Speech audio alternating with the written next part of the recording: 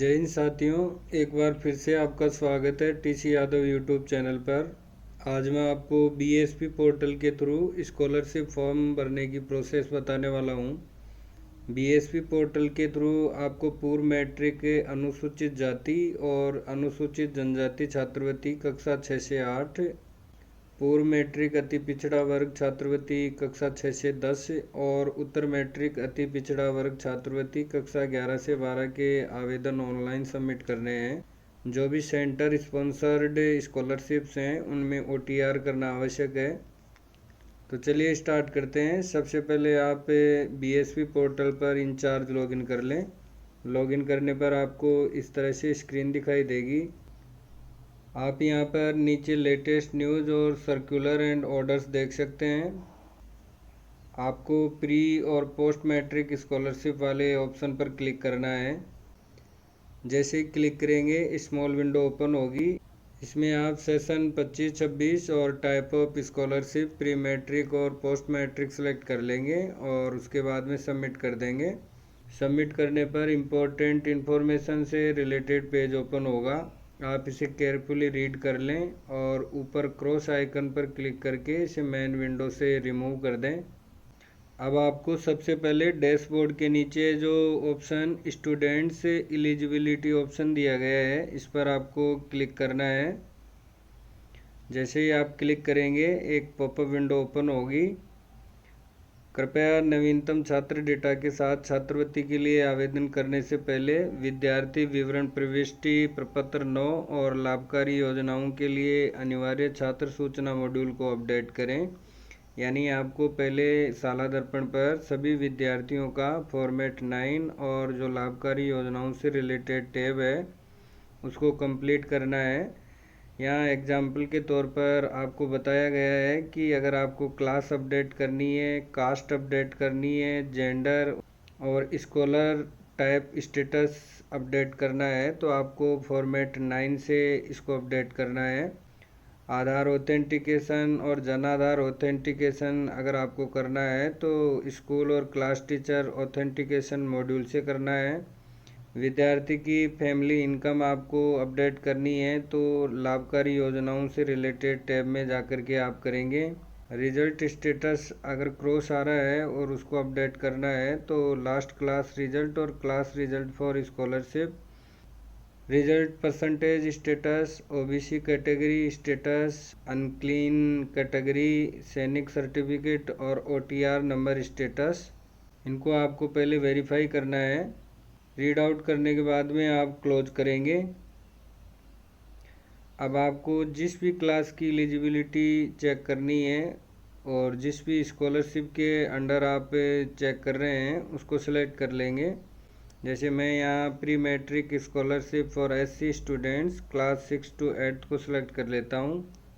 उसके बाद में आप क्लास सेलेक्ट कर लेंगे और क्लास सेलेक्ट करने के बाद में आपको शो स्टूडेंट्स पर क्लिक करना है। जैसे आप क्लिक करेंगे नीचे आपको उस क्लास के विद्यार्थी शो हो जाएंगे। यहाँ पर भी प्रपत्र 9 और लाभकारी योजनाओं के लिए अनिवार्य छात्र सूचना मॉड्यूल को अपडेट करने के लिए बोला जा रहा है तो आपको अपडेट करना है। जैसे पहला स्टूडेंट जो है उसका class, caste, gender, scholar type status, Aadhaar authentication और Jan Aadhaar authentication, non tax payee status और रिजल्ट स्टेटस सभी में राइट का निशान है। इट मीन्स इस छात्र का स्कॉलरशिप जो फॉर्म है वो अप्लाई हो सकता है और ये इस स्कॉलरशिप के लिए एलिजिबल स्टूडेंट भी है। लेकिन जो 2 नंबर स्टूडेंट है उसके कास्ट वाले में क्रॉस आ रहा है तो इस क्रॉस को अपडेट करने के लिए आपको फॉर्मेट 9 में जाकर के विद्यार्थी की कास्ट अपडेट करनी है। इस प्रकार जिस भी विद्यार्थी के यहाँ क्रॉस अगर आ रहा है तो उसको आपको फॉर्मेट 9 और लाभकारी योजनाओं के लिए अनिवार्य सूचना अपडेट वाले मॉड्यूल में जाकर के पहले आप अपडेट कर लें। अपडेट करने के बाद में एलिजिबिलिटी चेक कर लें और एलिजिबिलिटी चेक करने के बाद में आपको स्टेप फर्स्ट जो दिया है अप्लाई और रिजेक्ट वाला, इस पर आपको क्लिक करना है। जैसे ही आप क्लिक करेंगे तो आपको स्कीम सेलेक्ट करने का ऑप्शन मिलेगा। यहाँ आप स्कीम सेलेक्ट कर लेंगे और सेलेक्ट जैसे ही करेंगे तो उसका जो शेड्यूल है वो आपको शो हो जाएगा कि इस स्कॉलरशिप की स्टार्ट डेट और एंड डेट क्या है और ऑटो लॉक कैसे होगा। आपको शो स्टूडेंट्स पर क्लिक करना है। जैसे ही आप क्लिक करेंगे नीचे आपको डेटा शो हो जाएंगे कि टोटल एलिजिबल स्टूडेंट्स कितने हैं और टोटल अप्लाइड कितने हैं, मैनुअल अप्लाइड कितने हैं, मैनुअल यानी आपने कितने अप्लाई किए हैं और सिस्टम द्वारा ऑटो अप्लाई कितने हुए हैं और रिजेक्ट कितने किए गए हैं, वो जेंडर वाइज शो होंगे। जैसे अभी तक कोई भी फॉर्म अप्लाई नहीं हुआ है, ना तो मैनुअल हुआ है और ना ही ऑटो हुआ है, तो आप अप्लाई करने के लिए संबंधित क्लास पर क्लिक करेंगे। जैसे ही क्लिक करेंगे संबंधित क्लास के जो छात्र हैं वो नीचे शो हो जाएंगे। जैसे फर्स्ट जो विद्यार्थी है उसका नाम है, क्लास है, उसके पेरेंट्स डिटेल है और उसके एसआर नंबर हैं, कास्ट जेंडर है और अप्लाइड और रिजेक्टेड में ब्लैंक है, days left for auto forward क्योंकि अभी ऑटो फॉरवर्ड हुआ नहीं है। तो अब आपको अप्लाई वाले ऑप्शन पर क्लिक करना है। जैसे ही आप क्लिक करेंगे इसके अंदर फिल एप्लीकेशन वाला ऑप्शन आ जाएगा।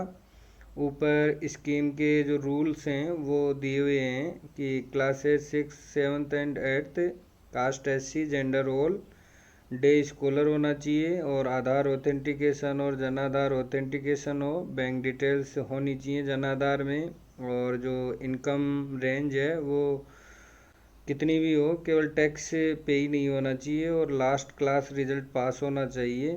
तो ये आपको फॉर्मेट 9 को फिल करते समय ध्यान में रखना है। Scheme name pre matric scholarship है और स्टूडेंट क्लास 6 to 8 हैं और सेशन है। कृपया विद्यालय में दिए गए मॉड्यूल लाभार्थी योजनाओं के लिए अनिवार्य छात्र सूचना में संबंधित प्रविष्टि करें। अब यहाँ विद्यार्थी की बेसिक इन्फॉर्मेशन दी हुई है जिसमें विद्यार्थी का नाम, विद्यार्थी के SR number, class, gender, DOB, caste, father's name और मदर्स नेम दिए हुए हैं। उसके बाद में मैंडेटरी इन्फॉर्मेशन के अंदर आधार नंबर और जन आधार नंबर है और विद्यार्थी की मेंबर ID है, अकाउंट होल्डर नेम है और IFSC कोड, बैंक नेम आ रहा है और ब्रांच नेम आ रहा है। आपको यहाँ पर विशेष ध्यान देना है कि जैसे यहाँ बैंक नेम बड़ौदा राजस्थान क्षेत्रीय ग्रामीण बैंक है और अकाउंट नंबर भी ये जो पुराने वाले ही शो हो रहे हैं।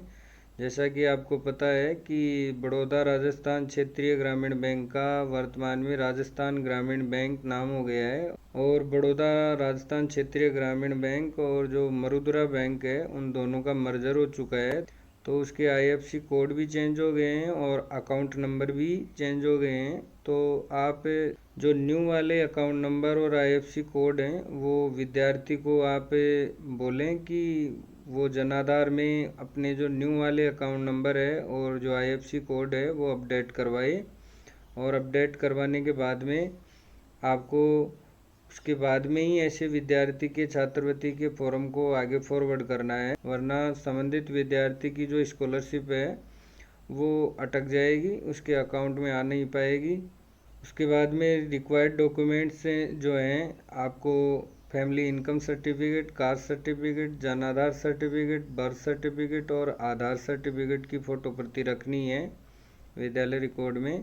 तो सभी डिटेल्स को आपको केयरफुली चेक करना है। अभी फ़िलहाल एप्लीकेशन स्टेटस नीचे जो आ रहा है नॉट अप्लाइड येट, बट इस विद्यार्थी का फॉर्म अपने को अप्लाई नहीं करना है क्योंकि इसके IFSC कोड और अकाउंट नंबर चेंज हो गए हैं।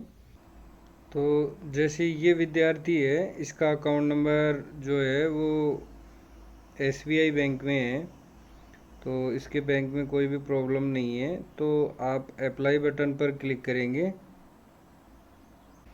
अप्लाइड सक्सेसफुली का मैसेज आएगा, आप ओके करें। इस प्रकार विद्यार्थी का जो स्कॉलरशिप फॉर्म होगा वो अप्लाई हो जाएगा। अप्लाई होने के बाद में आप यहाँ पर अप्लाइड स्टूडेंट लिस्ट जो है इस पर क्लिक करके आप संबंधित विद्यार्थी की डिटेल देख सकते हैं। उसके बाद में आपको विद्यार्थी के फॉर्म को वेरीफाई करना है स्टेप 2 के तहत। तो आप स्टेप 2 वेरीफाई वाले ऑप्शन पर क्लिक करें। वेरीफाई एप्लीकेशन का टैब आपको दिखाई देगा। आप यहाँ स्कीम सेलेक्ट कर लेंगे और स्कीम सेलेक्ट करने के बाद में आप 100 स्टूडेंट्स पर क्लिक करेंगे। जैसे ही क्लिक करेंगे तो यहाँ टोटल अप्लाइड और मैनुअल अप्लाइड में एक एक आ रहा है। तो आपको संबंधित क्लास पर क्लिक करना है। जैसे क्लास पर क्लिक करेंगे, जिस विद्यार्थी का फॉर्म आपने अभी अप्लाई किया है उसका नेम, क्लास और जेंडर वगैरह शो हो जाएगा। आपको फ़िलहाल स्टेटस में वेरीफाइड में नो आ रहा है, तो आपको चेक टू वेरीफाई वाले चेक बॉक्स पर क्लिक करना है और वेरीफाई स्टूडेंट जहाँ लिखा है एक्शन बटन के नीचे उस पर आपको क्लिक करना है। वेरीफाई स्टूडेंट वाले ऑप्शन पर क्लिक करने से पहले आप जो शुरुआत में एक्शन बटन है जिसके नीचे व्यू लिखा है इस पर आप क्लिक करके पहले आप चेक कर सकते हैं कि जिस विद्यार्थी के स्कॉलरशिप फॉर्म को आप वेरीफाई करने वाले हैं उसकी डिटेल्स अप टू डेट है या नहीं। यहाँ पर भी आप एक बार री-वेरीफाई कर लें। रिक्वायर्ड डॉक्यूमेंट्स में जो चेक बॉक्स है इस पर टिक मार्क कर दें और क्लोज कर दें और वेरीफाई स्टूडेंट ऑप्शन पर क्लिक कर दें। स्कॉलरशिप एप्लीकेशन वेरीफाइड सक्सेसफुली का मैसेज आएगा, ओके करें। अब यहाँ स्टेटस में अप्लाइड डेट आ गई है और वेरीफाइड डेट में यस और डेट आ गई है। आप चाहें तो अगर आपको लगता है कि इस विद्यार्थी का फॉर्म रॉन्गली वेरीफाई हो गया है तो आप जो एक्शन बटन के नीचे अनवेरीफाई स्टूडेंट लिखा है इस पर क्लिक करके आपको दोबारा इसको अनवेरीफाई करना है। अदरवाइज अगर सही है तो रहने देना है। उसके बाद में आपको स्टेप 3 जो कि लॉक वाला है इस पर क्लिक करना है। इस प्रकार एक एक करके आप फॉर्म को अप्लाई करेंगे, उसके बाद में वेरीफाई करेंगे और वेरीफाई करने के बाद में आपको संबंधित विद्यार्थी के एप्लीकेशन फॉर्म्स को लॉक करना है। तो लॉक करने के लिए आप ओपन करेंगे, क्लास पर क्लिक करेंगे, संबंधित विद्यार्थी के फॉर्म आपको शो हो जाएंगे। स्कॉलरशिप अमाउंट आपको यहाँ पर शो हो जाएगी। अगर आपको फॉर्म लगता है कि ये गलत अप्लाई हो गया है या गलत वेरीफाई हो गया है तो आप यहाँ से फॉर्म को डिलीट कर सकते हैं डिलीट एप्लीकेशन पर क्लिक करके। जैसे ही डिलीट एप्लीकेशन पर आप क्लिक करेंगे applicants scholarship application deleted successfully ऐसा मैसेज आएगा। आप क्लोज करेंगे और दोबारा से जो भी गलती हुई है उसको फॉर्मेट 9 में और लाभकारी योजनाओं से रिलेटेड जो मॉड्यूल है उसको अपडेट करेंगे और उसके बाद में वही स्टेप 1 टू स्टेप 3 की प्रोसेस को फॉलो करेंगे। तो इस प्रकार से आपको फॉर्म अप्लाई करने हैं। अगर किसी विद्यार्थी का क्लास रिजल्ट अपडेट करना है तो क्लास रिजल्ट फॉर स्कॉलरशिप वाले टैब पर आप क्लिक करेंगे। क्लिक करने के बाद में यहाँ जो इंस्ट्रक्शन दिए हुए हैं इनको आप एक बार रीड कर लेंगे। रीड करने के बाद में जिस क्लास का रिज़ल्ट आप अपडेट कर रहे हैं उस पर आप क्लिक करेंगे और 100 स्टूडेंट पर क्लिक करेंगे। उसके बाद में विद्यार्थियों की लिस्ट नीचे ओपन हो जाएगी। यहाँ लास्ट में टोटल मार्क्स, ऑब्टेन मार्क्स और ग्रेड, एग्ज़ाम रिजल्ट और परसेंटेज लिखा हुआ है, इनकी पूर्ति करेंगे और जो एक्शन बटन के नीचे दिया हुआ ऑप्शन है सेव का उस पर सेव करके आप संबंधित डिटेल्स को सेव कर देंगे। उसके बाद में फॉर्म्स अप्लाई करने के बाद में आप रिपोर्ट्स पर क्लिक करके विद्यार्थी का जो एप्लीकेशन है उसका प्रिंट आउट ले सकते हैं और स्टूडेंट काउंट रिपोर्ट का और स्टेटस रिपोर्ट का अलग अलग आप प्रिंट ले सकते हैं। अगर किसी विद्यार्थी का अकाउंट नंबर NPCI पर सीड नहीं हुआ है तो पेंडिंग डेटा आप यहां से देख सकते हैं। अगर किसी विद्यार्थी का पेमेंट फेल्ड हुआ है तो उसका भी आप यहां डिटेल देख सकते हैं। तो इस तरह से आपको पूर्व मैट्रिक SC और ST के छात्र जो कक्षा 6 से 8 में अध्ययनरत हैं उनके फॉर्म अप्लाई करने हैं और जो पूर्व मैट्रिक अति पिछड़ा वर्ग छात्रवृत्ति के बच्चे जो कक्षा 6 से 10 में अध्ययनरत हैं उनका भी आपको इसी तरीके से स्कॉलरशिप का जो एप्लीकेशन फॉर्म है वो अप्लाई करना पड़ेगा। और कक्षा 11-12 में जो विद्यार्थी अन्य पिछड़ा वर्ग या अति पिछड़ा वर्ग के हैं, उनके फॉर्म्स भी आपको इसी तरीके से सबमिट करने हैं। केवल जो सेंट्रली स्पॉन्सर्ड स्कॉलरशिप हैं, यानी जो केंद्र प्रवर्तित छात्रवृत्तियां हैं, उनमें वन टाइम रजिस्ट्रेशन करना पहले आवश्यक है। उसी के बाद में उनके स्कॉलरशिप फॉर्म अप्लाई होंगे। अभी फ़िलहाल बीएसपी पोर्टल पर जो सेंट्रली स्पॉन्सर्ड स्कॉलरशिप्स हैं, जैसे SC ST के जो छात्र हैं जो कक्षा 9 से 12 में अध्ययनरत हैं, उनके जो स्कॉलरशिप फॉर्म हैं वो OTR के थ्रू ही फिलअप होंगे। फ़िलहाल उनका ऑप्शन BSP पोर्टल पर अवेलेबल नहीं है। जैसे ही अवेलेबल होगा तो उनके जो फॉर्म से जिस प्रोसेस से भरने हैं उससे रिलेटेड वीडियो मैं जल्दी अपलोड करूँगा। अगर आपको वीडियो पसंद आया है तो सबसे पहले चैनल को सब्सक्राइब ज़रूर करें एंड वीडियो को लाइक एंड शेयर करना न भूलें। चैनल से जुड़े रहें। धन्यवाद।